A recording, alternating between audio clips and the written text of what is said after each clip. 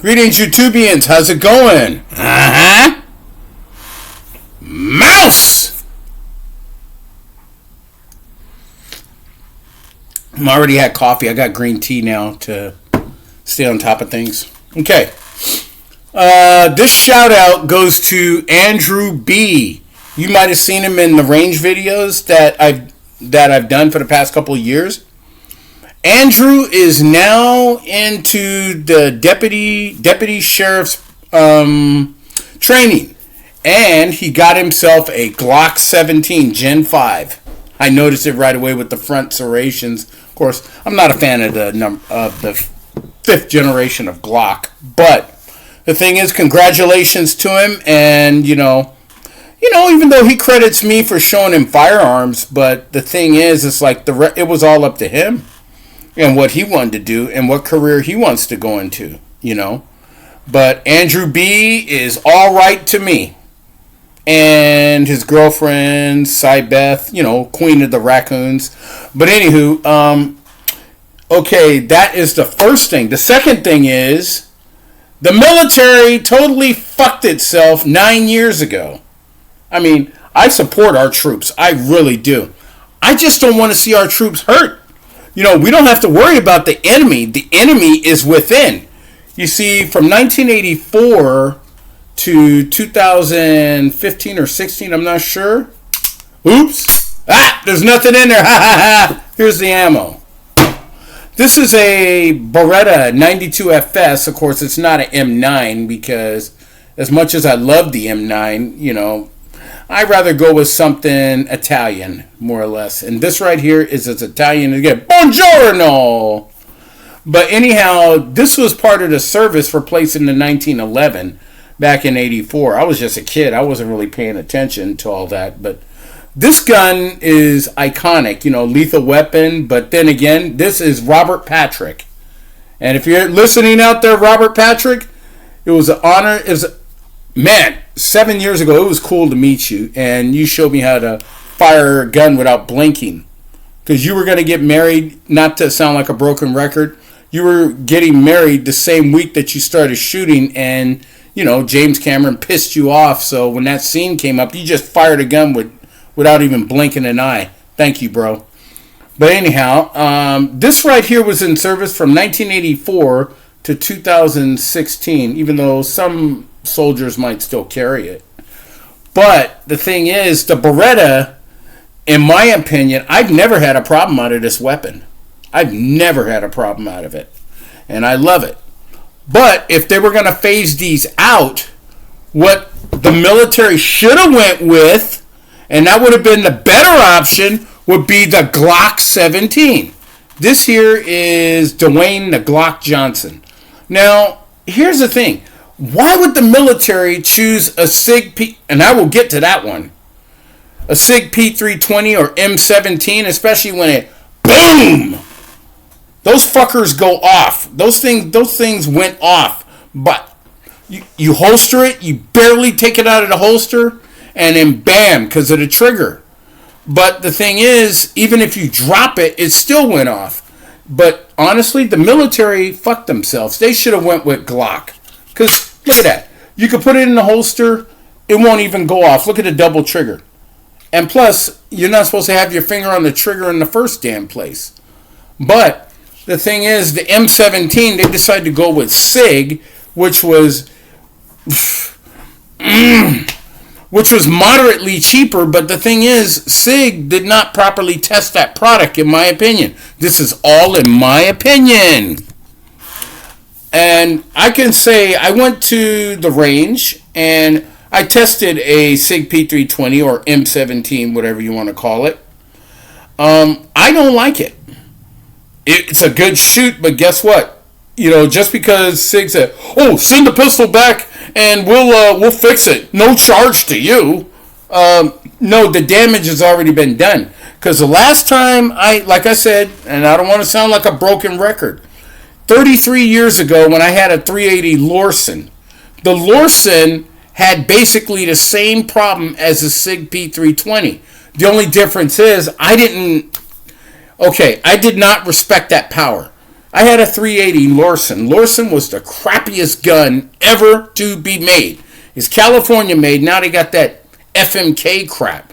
But the Lorson misfired when I was chambering around. I didn't even have my finger on the trigger.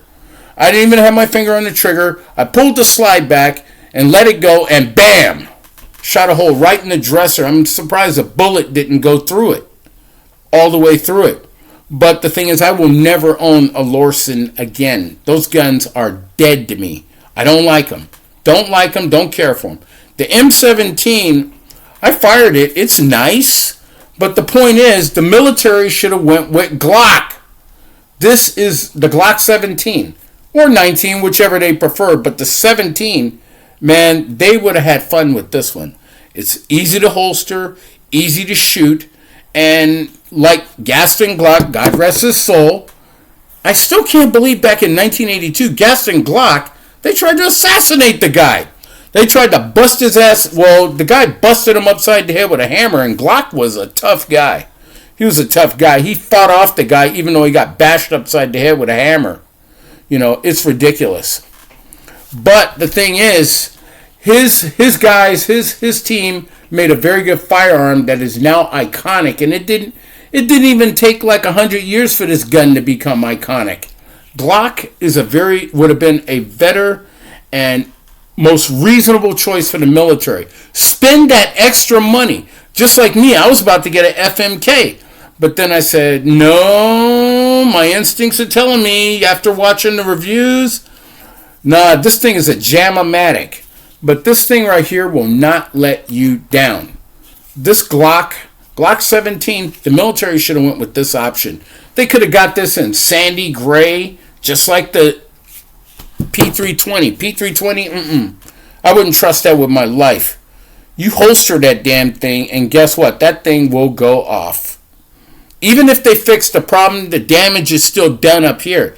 I am not about to put my life in the hands of a SIG P320 or a FMK or any firearm that I'm not familiar with or don't trust.